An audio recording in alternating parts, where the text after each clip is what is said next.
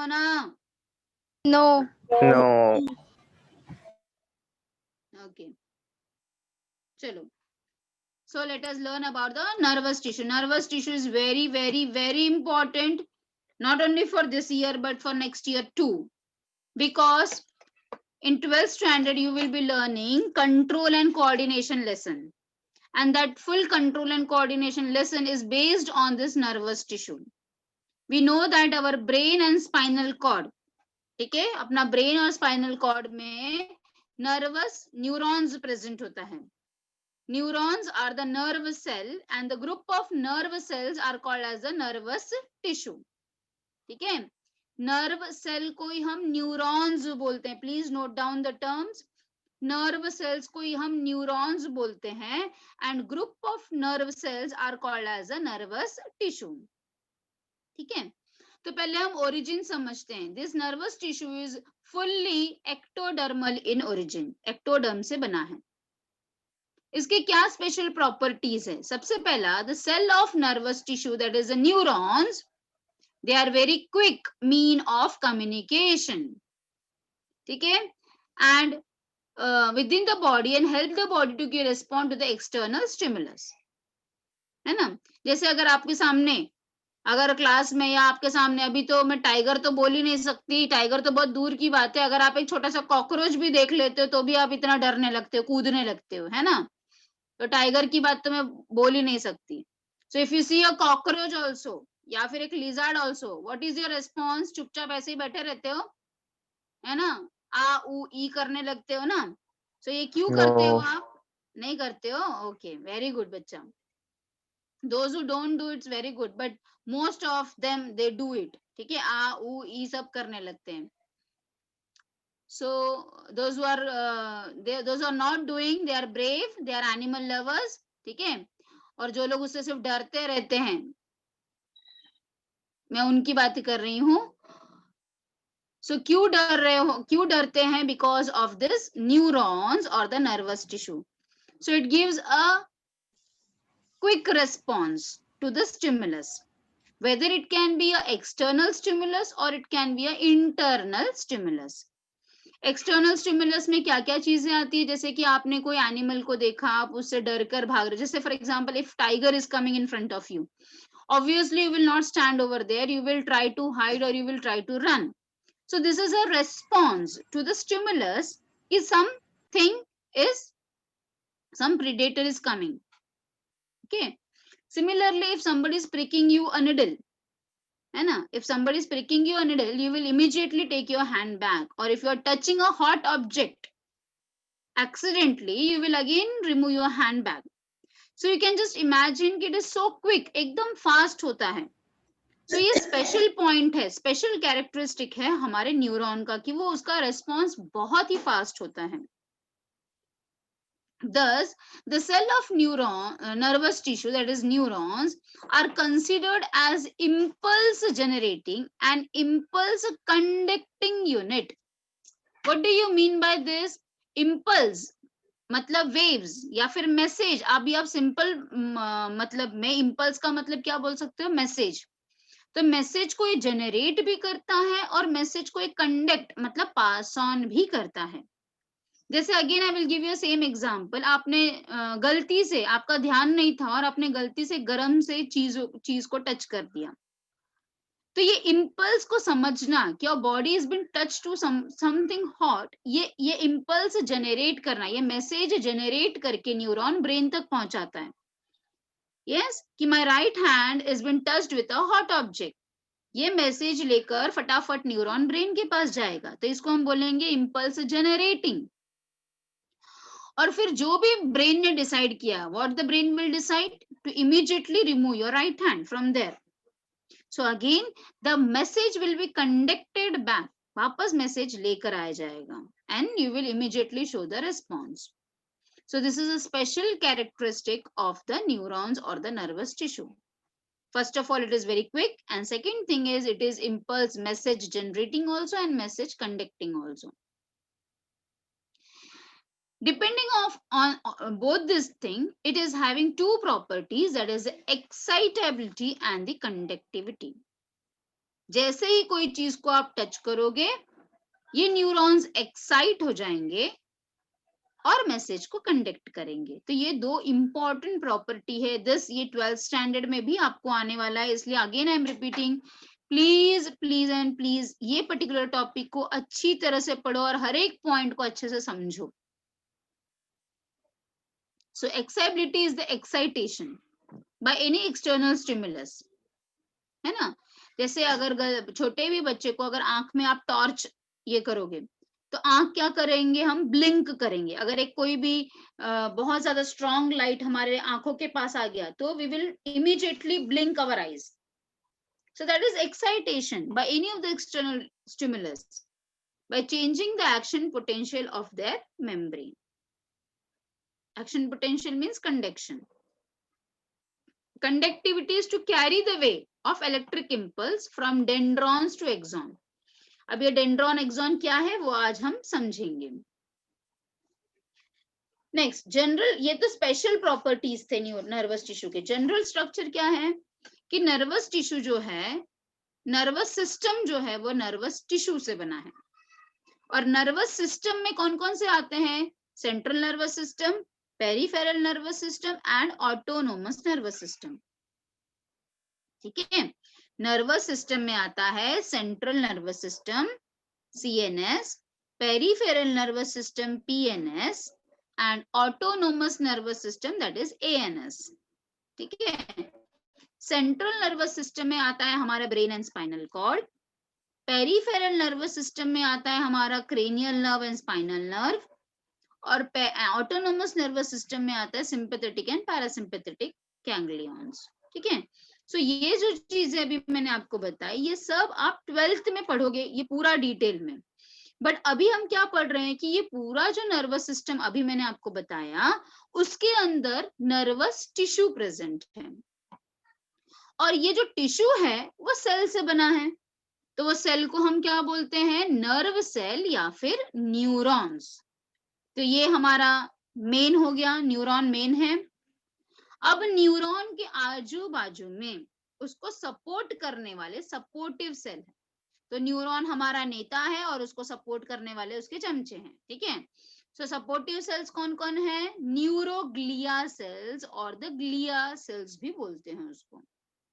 Again very very very important, neuroglia cells और glia sales.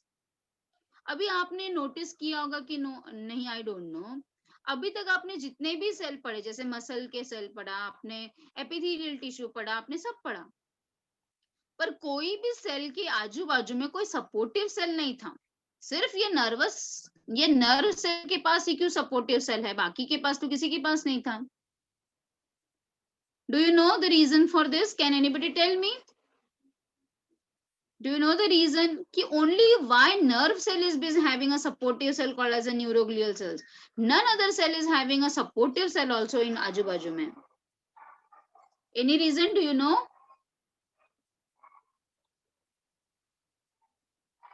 Yes or no? No, ma'am. No. Okay.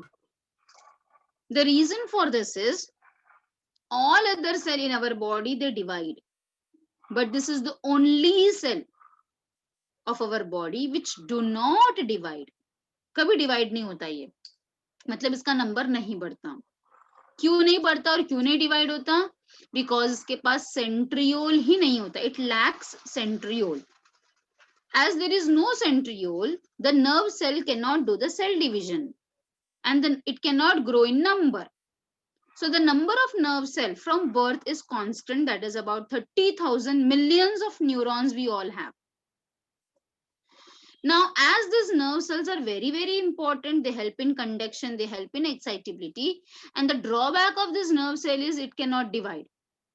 So it has to be very, very much protected. उसको बहुत ज्यादा protection की जरूरत है, और इसीलिए उसके आजू बाजू में बहुत सारा भर भर के न्यूरोग्लियल या फिर ग्लियल सेल्स प्रेजेंट होते हैं। और ये जो न्यूरोग्लियल सेल्स है ना, they are having the capacity of cell division. Neuroglial cells के पास है प्रॉपर्टी सेल डिविजन का, सिर्फ न्यूरॉन्स के पास नहीं है। तो कभी भी जो डैमेज हो भी जाता है तो ये न्यूरोग्लियल सेल्स को डैमेज होता है और फिर वो वापस रीजनरेट हो जाते हैं। नर्व सेल्स तक आता ही नहीं है। Is that very clear? Okay, now let us learn the structure of a neuron. Neuron कैसा दिखता है? तो बिकॉज इट्स अ सेल, तो सेल है तो कवरिंग होगा ही। तो it has been covered with a plasma membrane which is called as a neurilemma. जैसे हमने वहां पे सार्कोलेमा पढ़ा था, वैसे हम यहाँ पर क्या बोलेंगे इसको? न्यूरीलेमा। एक neuron is the longest cell. Yes, one more important point, the neuron is the longest cell of our body. सबसे लंबा सेल है हमारे बॉडी का। अगर हम एक न्यूरॉन को देखेंगे तो उसमें दो पार्ट हैं। एक तो साइटॉन, ये जो बीच का पार्ट है, जिसको आप सेल बॉडी भी बोल सकते हो। You can see the labelling over here, I am moving the cursor. Cell body, cell body को ही साइटॉन कहा जाता है, साइटॉन या फिर सेल बॉडी। आप क्या क्या चीज देख सकते हो साइटॉन के अंदर? साइटॉन के अंदर आप एक न्यूक्लियस देख पा रहे हो, और नो डाउट उसके अंदर साइटोप्लाज्म तो होगा ही। यस, तो you can see the nucleus is present at one particular corner, that is in the cell body side। जहां पे सेल बॉडी है वहीं पे न्यूक्लियस प्रेजेंट है, और यहीं पे बहुत सारा साइटोप्लाज्म भी प्रेजेंट है। यहाँ का साइटोप्लाज्म को हम क्या नाम बोलेंगे? न्यूरोप्लाज्म बोलेंगे। ठीक है, सेल बॉडी को और एक नाम से भी जाना जाता है, perikaryon. Peri means periphery and karyon का मतलब होता है न्यूक्लियस। तो न्यूक्लियस के आजू बाजू है, इसलिए पेरिकैरियन। या फिर इसको सोमा भी बोला जाता है, मतलब बॉडी होता है। सोमा का मतलब बायो में होता है बॉडी। तो मैंने आपको साइटॉन के कितने नाम बताए बेटा? साइटॉन बोलो, या सेल बॉडी बोलो, या पेरिकैरियन बोलो, या फिर आप सोमा बोलो, Soma. सबका मतलब एक ही है। ठीक है, तो साइटॉन में है क्या क्या चीज? Let us see that. तो उसके अंदर साइटोप्लाज्म है, जिसको हम न्यूरोप्लाज्म भी बोल सकते हैं। साथ में कुछ फाइब्रिल्स भी हैं, जिसको हम न्यूरोफाइब्रिल्स बोलेंगे। सेल ऑर्गेनल्स भी हैं, क्योंकि ये सेल है तो सेल ऑर्गेनल्स तो होना ही चाहिए। कौन कौन से सेल ऑर्गेनल्स है? माइटोकॉन्ड्रिया है, गोल्गी बॉडीज है, आरईआर है, that is rough endoplasmic reticulum है, और न्यूक्लियस है। ठीक है, जैसे हर एक सेल में होता है वैसे ये भी सेल में है। वन मोर इम्पोर्टेंट पॉइंट, ये जो साइटोप्लाज्म है इसके अंदर कुछ ग्रेन्यूल्स प्रेजेंट हैं। वो granules are conical in shape, cone के जैसा होते हैं, और उसमें बहुत सारा आरएनए होता है। आरएनए है, इसके लिए वो प्रोटीन सिंथेसिस में मदद करते हैं। एंड ये जो ग्रेन्यूल्स है हम इसे बोलते हैं Nissl's granules. Very clear? Yes ma'am. समझ में आ गया साइटोन?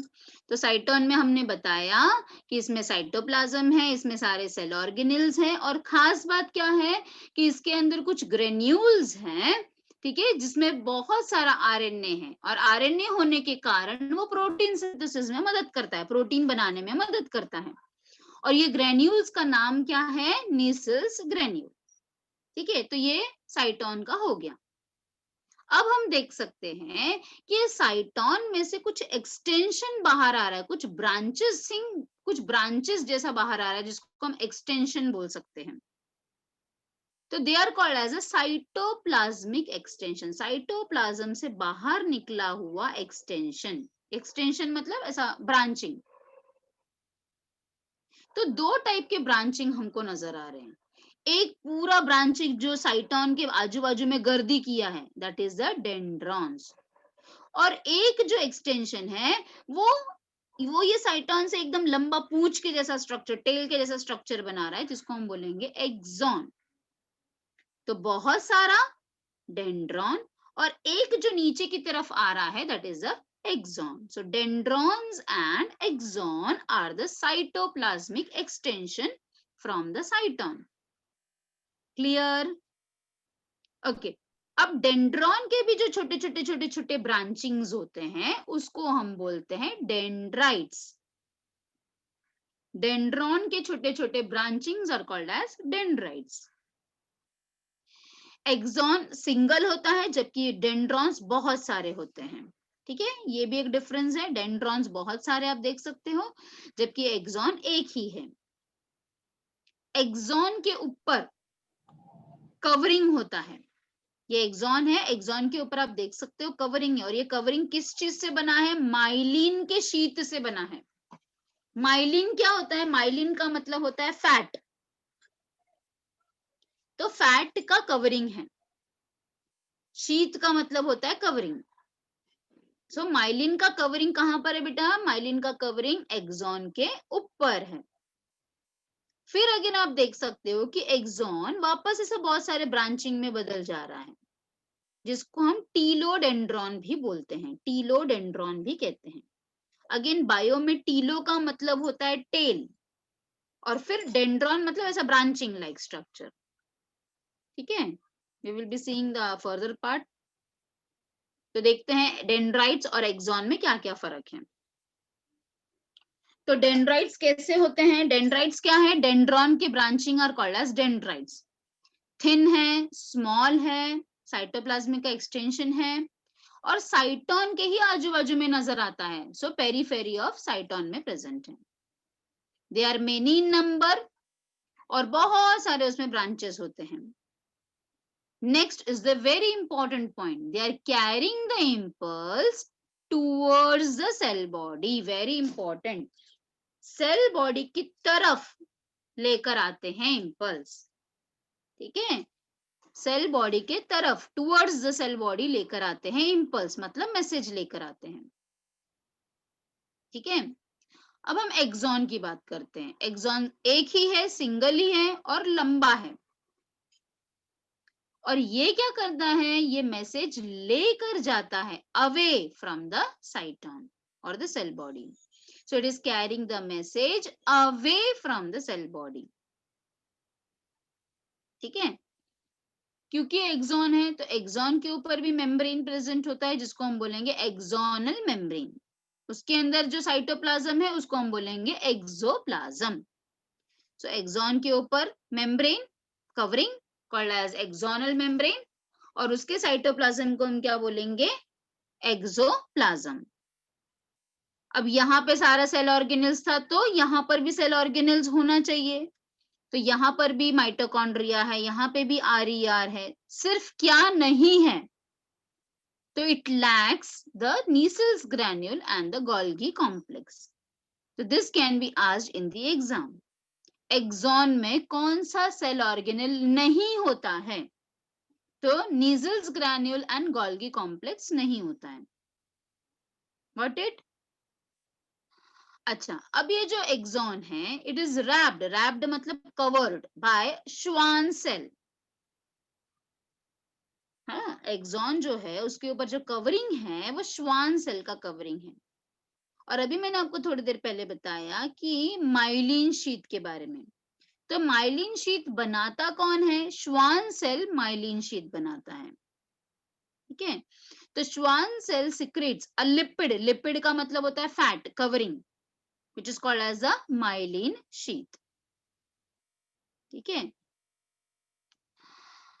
The terminal end of axon in both myelinated and non myelinated. अभी हमें पढ़ेंगे टाइप्स। मतलब ऐसे एक्सॉन भी होते हैं जिसके ऊपर माइलिन का शीट नहीं होता है।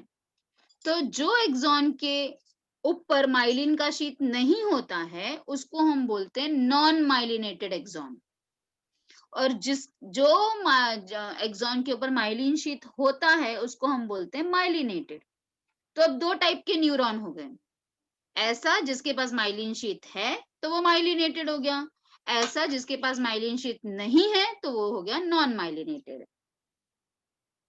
ठीक है, अभी मैंने आपको थोड़ी देर पहले बताया कि फिर ये वापस ब्रांच होता है इनटू द टीलोडेंड्रॉन, और ये टीलोडेंड्रॉन न्यूरोसिक्रेटरी मटेरियल सिक्रेट करता है। ये हार्मोन्स के नाम क्या क्या है? Acetyl choline and adrenaline. ये हार्मोन्स को हम न्यूरोट्रांसमीटर बोलते हैं, क्योंकि मैसेज जो है ये एसिटाइल कोलिन एंड एड्रेनालिन के फॉर्म में ही पास ऑन होता है। Is that clear? एक बार आप देख लो, कुछ डाउट है तो मुझे पूछो।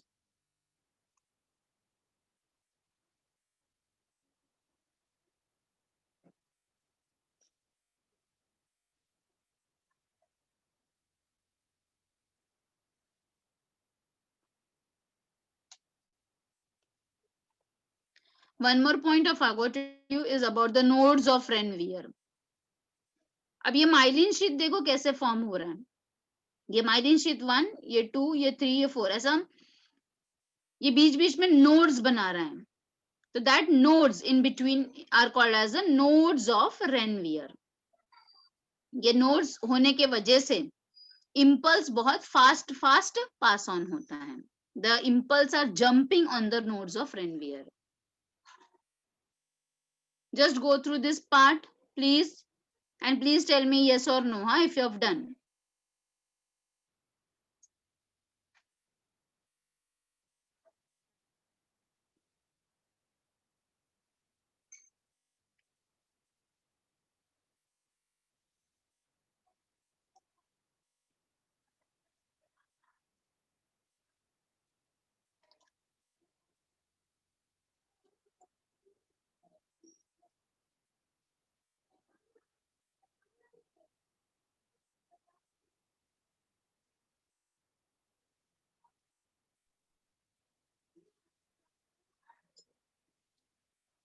समझा बेटा?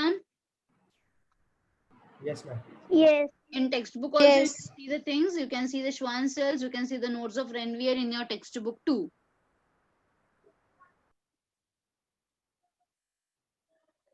बाकी का चीज तो बहुत ही सिंपल सा है. मैं वापस एक बार रिपीट कर दे रही हूँ. एक्सॉन वाला, एक्सॉन के ऊपर जो मेम्ब्रेन है उसको हम बोलेंगे एक्सोनल मेम्ब्रेन. एक्सॉन के अंदर का जो साइटोप्लाज्म है उसको बोलेंगे एक्सोप्लाज्म. इसके अंदर भी सारे ऑर्गेनल्स नहीं है. जो नहीं है वो है नीजल्स ग्रेन्यूल एंड गोल्जी कॉम्प्लेक्स नहीं होता है. हमारा जो एक्सॉन है उसमें श्वान सेल होते हैं और ये श्वान सेल ही माइलिन शीट बनाते हैं. ये माइलिन शीट की वजह से नोड ऑफ Renvier फॉर्म होता है जिसके ऊपर इंपल्स जंप करता है. लास्ट में होता है एक्सॉन के टीलोडेंड्रॉन होता है और ये टीलोडेंड्रॉन से मैसेज पास होता है in the form of the hormone और also called as a neurotransmitter. They are acetylcholine and the adrenaline. ठीक है. Now let us learn the next topic, that is a synapse. दो न्यूरॉन के बीच में जो जगह होता है, जो स्पेस होता है, उसको हम साइनैप्स भी बोल सकते हो. आप इसको whatever you pronounce. So जो भी स्टिमुलस है दे रीच द साइटोन और the cell body through dendrites. मतलब डेंड्रॉन से मैसेज आया, देखो कैसे जा रहा है मैसेज, सीधा कर्सर. डेंड्रॉन से मैसेज गया साइटोन पे, साइटोन से गया एक्सॉन से, एक्सॉन से गया टीलोडेंड्रॉन से. अब टीलोडेंड्रॉन से फिर वापस न्यूरॉन पे जाएगा ना. ऐसे ये एक सेल है ना बेटा, एक सेल से दूसरे सेल पे जाएगा ना मैसेज. तो एक सेल और दूसरे सेल के बीच में जो स्पेस होता है उसी को हम साइनैप्स बोलते हैं. So stimuli reaches the cyton, cyton से जाएगा डेंड्रॉन, डेंड्रॉन से वापस impulse are passed on from cyton towards axon. Axon से कहां जाएगा अब टीलोडेंड्रॉन. अब टीलोडेंड्रॉन से दूसरे डेंड्रॉन पे जाएगा. Got it.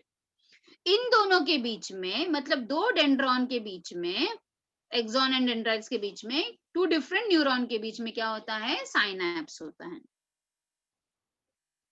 सो इम्पल्स जो है वो एक न्यूरॉन से दूसरे न्यूरॉन में कैसे जाता है, through this synapse. You can see this space. 12th में ये आपको डिटेल में समझने के लिए, पढ़ने के लिए with a section. The space enclose between the telodendron of the first neuron and the cyton of the second neuron. वो जो स्पेस होता है उसको हम बोलते हैं synaptonemal complex. 1 mark question for your exam. Synaptonemal complex. What is synaptonemal complex? You can write down the same definition. The space enclosed between the telodendron of the first neuron and cyton of the second neuron is called as a synaptonemal complex. Synaptonemal complex में क्या होगा, जो पहला वाला neuron है वो neurotransmitter release करेगा और जो दूसरा वाला न्यूरॉन है वो उसको रिसीव करेगा. पहला वाला देगा, दूसरा वाला लेगा. ठीक है. So in this region the end bulb, bulb मतलब ऐसा पाउच को हम बल्ब बोलते हैं, of the first neuron releases the neurotransmitter and impulse is passed on in one way direction. It is always in a one way direction through this complex.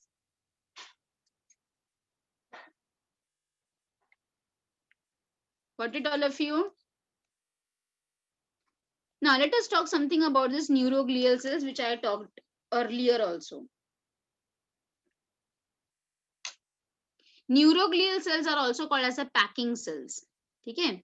So our central nervous system, the interneuronal space का मतलब क्या हो गया, दो neuron के बीच का space is filled with a supporting non-nervous cell which is called as a neuroglial cells. Please note down, it is non-nervous, मतलब ये conduction नहीं करता है. न्यूरोग्लियल सेल्स या फिर इसको हम माइक्रोग्लियल सेल्स बोलते हैं या फिर ओलिगोडेंड्रोसाइट्स भी कहते हैं. ये सेल्स ज्यादा होते हैं, न्यूरोग्लियल सेल्स ज्यादा होते हैं as compare to the neuron. इनके अंदर प्रॉपर्टी होता है रीजनरेशन का एंड डिविजन का, which is lacking in the nerve cell, which I have already told you. The glial cells are useful in supporting the neuron. They are nourishing the neuron. They are protecting the neuron.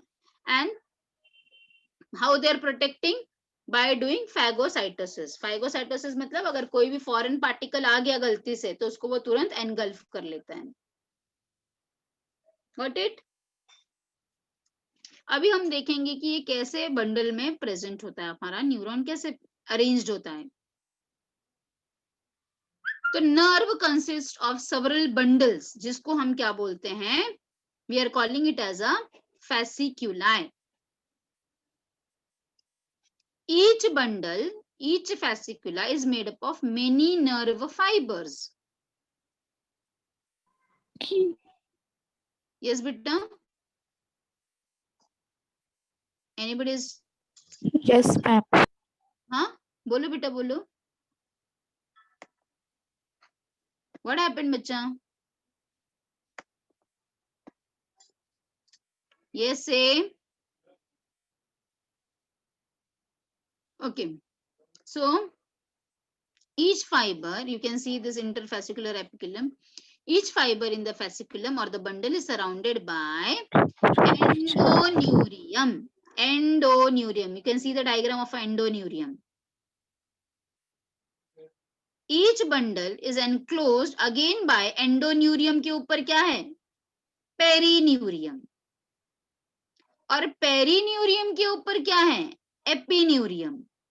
समझ में आया? तो epineurium, उसके अंदर perineurium, अरे पंखा लगाना, और उसके अंदर होता है एंडोन्यूरियम. यस, पंखा लगा क्या आपका बेटा?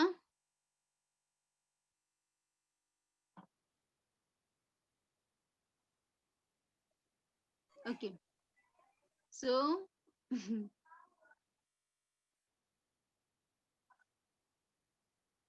again I am repeating, just go through over this.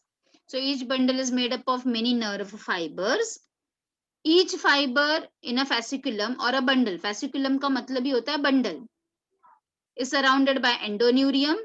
Endoneurium के अंदर है perineurium, and again perineurium is again enclosed by a coat, fibrous, white fibrous tissue से coat है, that is called as a epineurium. So epi, peri and then endo. और उसके अंदर आप देख सकते हैं श्वान सेल्स और ये है एक्सॉन. ठीक है, just have a look over this also. So this is how is our packaging of our nerves. They are present in fasciculi or they are present in the bundle. So endoneurium, each bundle is again enclosed by perineurium, and each nerve consists of these bundles are been again coated by, बहुत सारे perineurium है और पूरे perineurium के ऊपर देखो ये एक perineurium है, ये एक perineurium है, ये एक perineurium से बहुत सारे perineurium, पूरा कवरिंग किससे है, epineurium से. Okay. Now we are going to learn the types of neuron. So there are basically three different basis on which we classify the neuron. On the basis of structure, unipolar, bipolar, multipolar. On the basis of function, sensory and motor. And on the basis of presence of myelin sheath, myelinated, also called as medulated, non-myelinated, also called as non-medulated. So पहले हम structure वाला देखते हैं. So depending upon the number and arrangement of the extension, the neurons are classified as unipolar. Unipolar में single ही process है. Unipolar को monopolar भी बोला जाता है. It is also called as a monopolar. Next is bipolar. You can see that there are two extensions over here. देखो 1 2 1 2. So they are having two process originating from opposite poles of the cyton. Yes, so called as bipolar. Multipolar तो अभी आपने diagram देखा ही है, बहुत सारा आप देख सकते हो प्रोसेस बाहर निकला है. So they are called as a multipolar. So एक है तो यूनिपोलर, दो है तो बाइपोलर, बहुत सारे साइटोप्लाज्मिक एक्सटेंशन है तो multipolar. Depending upon the function now there are again types. So sensory neuron. Sensory neuron can also be called as the afferent neuron. Afferent आपके टेक्स्ट बुक में एफरेंट नाम से दिया गया है. So please write down. Afferent is also called as sensory neuron. So sensory neuron is carrying the impulse from sense organ to central nervous system. So I can say it is carrying the impulse towards the central nervous system. Next is motor neuron or the efferent. Motor neuron को efferent neuron भी बोलते हैं. Efferent neuron. They are carrying the message from central nervous system to the effector organ. या फिर I can say they are carrying the impulse from the central nervous system towards the effector organ. Okay. So on the basis of function, there are two types: sensory, also called as efferent, and motor, also called as efferent. Sensory is carrying the impulse from sense organ to CNS. Efferent is carrying the message from CNS to the effector organ. There is one more neuron which has not been mentioned on the PPT over here, called as association neuron. Association neuron जो यहाँ पर होता है, ये जो diagram आप देख सकते हो ना बेटा, this is a TS of spinal cord. ये spinal cord का TS है. तो इसके अंदर जो होता है वो होता है इंटर न्यूरॉन, या फिर ये देखो आप यहाँ पे लेबलिंग देख सकते हो इंटर न्यूरॉन का. इंटर न्यूरॉन को हम एसोसिएशन न्यूरॉन भी बोलते हैं. तो ये जो एसोसिएशन न्यूरॉन होता है ना, ये मोटर न्यूरॉन और सेंसरी न्यूरॉन और मोटर न्यूरॉन के बीच में प्रेजेंट होता है. ठीक है, वो इंटीग्रेशन का काम करता है ऑफ सेंसरी न्यूरॉन और मोटर न्यूरॉन का जनरेशन में हेल्प करता है. Got it? So 3 types of neuron you have learned: sensory or efferent, motor or efferent, and next is the interneuron or the association neuron. Yes. And the last one which you are going to learn is the on the basis of presence of myelin sheath. There are 2 types, as this can be asked for a distinguish in the exam, as the myelinated or medulated and non-myelinated or non-medulated. Myelinated का मतलब ही simple है, Schwann cell रहेगा, myelin शीत रहेगा, और myelin शीत रहेगा तो नोड्स ऑफ रेनवियर भी रहेगा. यस, सो माइलिनेटेड में श्वान सेल भी है और ये श्वान सेल माइलिन बनाते हैं. माइलिन है तो नोड्स ऑफ रेनवियर भी है. मैंने आपको पहले भी बताया कि जहां पे भी नोड्स ऑफ रेनवियर होता है वहां पे इंपल्स बहुत ही फास्ट होता है, कंडक्शन बहुत ही फास्ट होता है, और इंपल्स जो है वो जंप करते हैं, एक नोड से दूसरे नोड पे जंप करते हैं, और ये जंपिंग एक्शन को बोला जाता है सैल्टेटरी कंडक्शन. ठीक है, जबकि नॉन माइलिनेटेड में न श्वान सेल है, श्वान सेल नहीं है तो माइलिन शीट नहीं है, माइलिन शीट नहीं है तो नोड्स ऑफ रेनवियर भी नहीं है, और अगर नोड्स ऑफ रेनवियर भी नहीं है तो क्या होगा, कंडक्शन कैसे होगा, स्लो होता है. ठीक है, conduction is slower rate as compare to the myelinated one. फिर हम देखेंगे कि ऐसा दोनों कहाँ पर प्रेजेंट है। तो माइलिनेटेड वाला हमारे क्रेनियल नर्व्स में प्रेजेंट है और नॉन माइलिनेटेड वाला हमारे आईज में बाइपोलर न्यूरॉन्स होते हैं, उसके अंदर नॉन माइलिनेटेड होता है, या फिर लोअर इन्वर्टिब्रेट्स में भी नॉन माइलिनेटेड रहता है। ठीक है, तो just go through this particular slide. If you want, you can note down also. I will give you 2-3 minutes. Please note down and you can read also.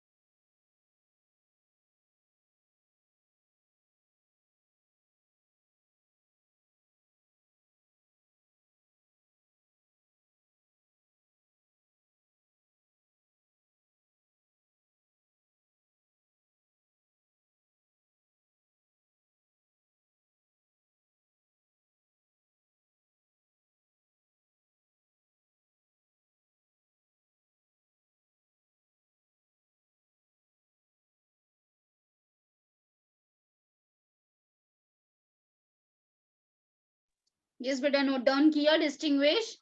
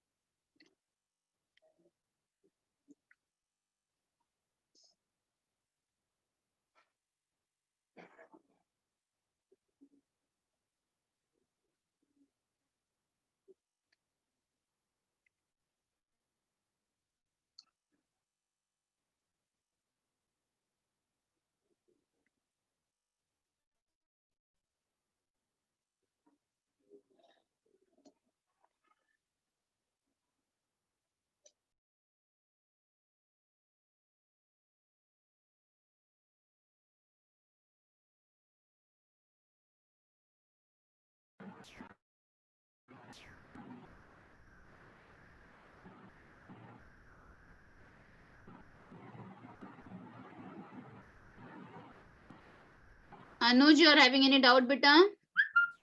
Ma'am बोलो. Ma'am वो non मैलिनेटेड का third point एक बार repeat करो ना, वो समझा नहीं मतलब। ये वाला थर्ड वाला, हाँ मैम। देखो इसके अंदर माइलिन नहीं है ना, तो माइलिन नहीं है तो नोड्स ऑफ रेनवियर भी नहीं है. आप देख सकते हो नोड्स ऑफ रेनवियर. मैंने आपको अभी थोड़ी देर पहले बताया कि नोड्स ऑफ रेनवियर रहने की वजह से, नोड्स होने की वजह से इंपल्स बहुत ही फास्ट फास्ट मूव करते हैं. Yes, तो ma'am. क्योंकि इसमें माइलिन ही नहीं है, तो माइलिन नहीं है तो नोड्स ऑफ रेनवियर भी नहीं होगा. तो इसके वजह से the impulse are conducted with a very slower rate as compare to the myelinated nerve fibre. और ऐसा वाला हमारे ऑटोनोमस नर्वस सिस्टम में प्रेजेंट है और इनवर्टिब्रेट्स में प्रेजेंट है. Okay. Any other doubt? Okay. समझा अभी? Yes, ma'am, समझा.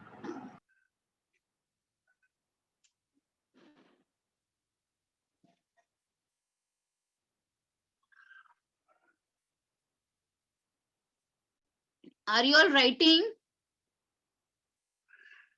Yes. अच्छा, शेरॉन आपका लिख के हो जाएगा बेटा, तो प्लीज मुझे बताओ. हाँ, let me know. I have to just Yes. एक बार वापस दिखाना है, रिवाइज करवाना है.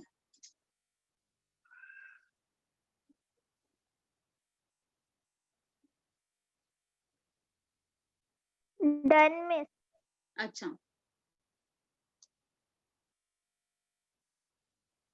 So एक बार वापस let us have a revision what we have learned today. So first of all, we have seen the properties.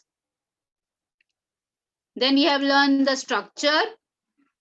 So it has a cytosol with all the cell organelles, and it has a cytoplasmic extension. The one which is near to cytosol is called as dendrons, and branching of dendron is called as dendrites. Dendron is carrying the message towards the cytosol, and one which is away from the cytosol is called as the axon. It is long. Again, it is covered with a membrane called as the axonal membrane. It has its own cytoplasm called as the exoplasm. Again, it has all the organelles except the Nizel's granule and the Golgi complex. The special point about the axon is it is wrapped by a Schwann cells, and these Schwann cells are responsible for forming the myelin sheath. Myelin means fat ka sheath. It is acting as an insulator. Insulator means protection का काम कर रहा है वो. और ये myelin sheath के कारण ही नोड्स बन रहे हैं, और ये नोड्स को हम नोड्स ऑफ रेनवियर. नोड्स होने के कारण, नोड्स होने का फायदा क्या है कि इंपल्स बहुत ही फास्ट जाता है, बहुत तेजी से जाता है. तो हमने बताया ना कि हमारा न्यूरॉन्स बहुत ही फास्ट क्विक एक्शन होता है. तो क्विक एक्शन क्यों है? क्योंकि ये नोड्स ऑफ रेनवियर है. ठीक है. और लास्ट में एक्सॉन जहां पर एंड होता है, वापस वो बहुत सारे ब्रांचिंग में एंड होता है, जिसको हम टीलोडेंड्रॉन बोलते हैं. और ये टीलोडेंड्रॉन पे ही न्यूरोट्रांसमीटर होते हैं. दो टाइप के न्यूरोट्रांसमीटर होते हैं, एसिटाइल कोलिन एंड एड्रेनालिन. ठीक है. फिर हमने पढ़ा कि दो न्यूरॉन के बीच में जो गैप होता है उसको हम साइनैप बोलते हैं, और वो जो कॉम्प्लेक्स बनता है उसे हम बोलते हैं सिनैप्टोनेमल कॉम्प्लेक्स. हमेशा जो मैसेज होता है वो एक ही डायरेक्शन में फ्लो होता है. Means from dendron to cyton, from cyton to axon, axon to telodendron, और फिर वापस साइनैप क्रॉस करके वापस डेंड्रॉन, फिर वही साइटोन, फिर वही axon. It is always in one direction.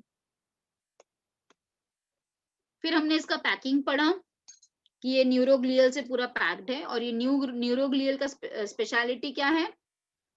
वो न्यूरॉन को सपोर्ट भी करता है, नरिश भी करता है और प्रोटेक्ट भी करता है. फिर हमने देखा कि वो कैसे अरेंज्ड है पूरा नर्व्स. तो पूरा नर्व्स फैसिकुलाई में अरेंज्ड है, जिसका मतलब होता है बंडल्स में अरेंज्ड है. उसका जो कवरिंग होता है उसको हम एंडोन्यूरियम बोलते हैं. एंडोन्यूरियम के ऊपर होता है पेरिन्यूरियम, और बहुत सारे पेरिन्यूरियम के ऊपर भी कवरिंग होता है जिसको हम बोलते हैं एपिन्यूरियम. तो ये डायग्राम आपको क्लियरली स्टेट कर रहा है एवरीथिंग. नेक्स्ट हमने पढ़ा types. According to the structure, there are uni, bi and multi. Uni means एक extension, bi means दो extension, multi means बहुत सारे extension. सेंसरी वो होते हैं जो सेंस ऑर्गन से मैसेज सीएनएस तक लेकर जाते हैं. मोटर वो होते हैं जो सीएनएस से मैसेज इफेक्टर तक लाते हैं. और एक और न्यूरॉन होता है जिसका नाम है एसोसिएशन न्यूरॉन, जो इन दोनों के बीच में प्रेजेंट होता है. अगर माइलिन शीट है तो मेड्यूलेटेड, अगर माइलिन शीट नहीं है तो नॉन मेड्यूलेटेड. वापस एक बार देख लेते हैं with diagram. So this is the unipolar one with a single process. Uni का मतलब होता है वन, इसलिए सिंगल, या फिर हम उसको मोनोपोलर भी बोल सकते हैं. Bi means two, so two process. And multi means more than two, बहुत सारे हैं, इसके लिए मल्टीपोलर. फंक्शन के अकॉर्डिंग सेंसरी, जो मैसेज देख सकते हो आप, ये सेंसरी वाला है. ये स्किन है हमारा, स्किन से मैसेज लेकर जा रहा है तो ये सेंसरी हो गया. एसोसिएशन इन दोनों के बीच में, ये पर्पल कलर वाला. फिर जो मैसेज लेकर आता है इफेक्टर तक, that is a motor neuron. ठीक है.